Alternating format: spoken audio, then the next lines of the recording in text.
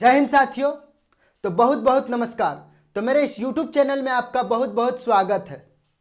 आज का टॉपिक यह है कि बीएससी नर्सिंग और जीएनएम में क्या अंतर है। यानी कि यदि आप नर्सिंग के क्षेत्र में अपना कैरियर बनाना चाहते हैं तो आपको बीएससी नर्सिंग और जीएनएम की इन बातों को आपको जानना बहुत ही ज़रूरी है। तो चलिए हम जानते हैं। BSc nursing, bachelor of science in nursing. BSc nursing 4th year course है, जबकि जीएनएम नर्सिंग आपका 3 ईयर 6 मंथ का कोर्स है। यानी कि 3 साल का कोर्स होता है और 6 मंथ का हॉस्टल इंटर्नशिप होता है। बीएससी नर्सिंग में जीएनएम की तुलना में अधिक डिटेल से बताया जाता है, चाहे वो थ्योरेटिकली हो या फिर प्रैक्टिकली हो। अब चलिए हम जानते हैं बीएससी नर्सिंग और जीएनएम कंप्लीट होने के बाद आपके पास कौन कौन से स्कोप है। यानी कि बीएससी नर्सिंग कंप्लीट होने के बाद आप मेडिकल क्षेत्र में जा सकते हैं, रेलवे क्षेत्र में जा सकते हैं, एसएससी के क्षेत्र में जा सकते हैं या फिर टीचिंग के क्षेत्र में जा सकते हैं।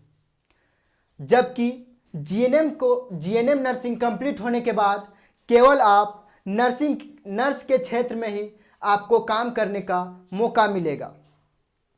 तो चलिए आप जानते हैं कि कौन कौन से स्टूडेंट बीएससी नर्सिंग में एडमिशन ले सकते हैं और कौन कौन से स्टूडेंट जीएनएम में एडमिशन ले सकते हैं।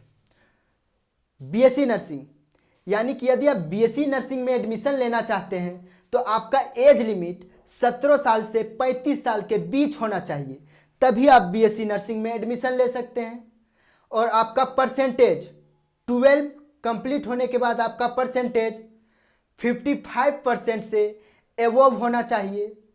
और आपका सब्जेक्ट फिजिक्स केमिस्ट्री और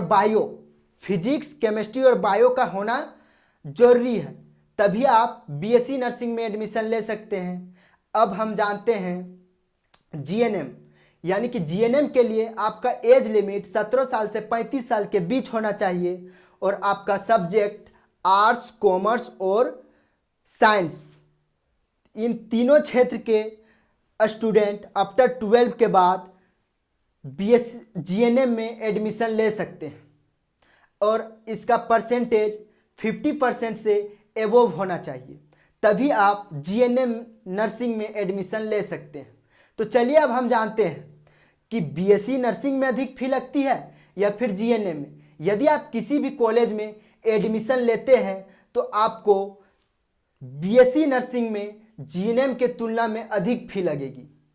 तो चलिए अब हम जानते हैं कि बीएससी नर्सिंग कंप्लीट होने के बाद और जीएनएम कंप्लीट होने के बाद कौन से कोर्स का डिमांड अधिक होती है। यानी कि यहाँ पे दोनों ही क्षेत्र का मांग बहुत होती है, लेकिन इन दोनों में बीएससी नर्सिंग का डिमांड अधिक होती है।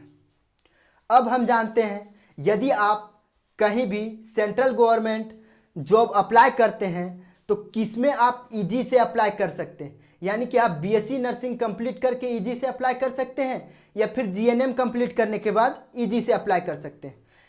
यदि आप बीएससी नर्सिंग कंप्लीट करने के बाद अप्लाई करते हैं तो आपका डायरेक्ट अप्लाई करने का मौका मिलता है, जबकि आप जीएनएम नर्सिंग कंप्लीट करने के बाद किसी भी सेंट्रल गवर्नमेंट जॉब के लिए कहीं अप्लाई करते हैं तो आपको पहले 2 इयर्स का एक्सपीरियंस चाहिए, तभी आपको अप्लाई करने का मौका दिया जाता है। अब हम जानते हैं सैलरी के बारे में। यानी कि आपका बीएससी नर्सिंग कंप्लीट होने के बाद और जीएनएम कंप्लीट होने के बाद आप कहीं हॉस्पिटल में जॉब करते हैं तो आपको किसमें अधिक फी मिलेगी। तो यहाँ पे हम बात कर रहे हैं किसमें ज़्यादा सैलरी मिलेगी। तो आपको बीएससी नर्सिंग के क्षेत्र में आपको यहाँ पे ज़्यादा सैलरी मिलेगी। तो आई होप कि आपको इस वीडियो से बहुत से इंफॉर्मेशन मिला होगा। यदि आपके मन में किसी भी प्रकार के डाउट है बीएससी नर्सिंग और जीएनएम के रिलेटेड में तो आप मेरे इस वीडियो में कमेंट कर सकते हैं, हम आपको कमेंट के जरिए जवाब देंगे।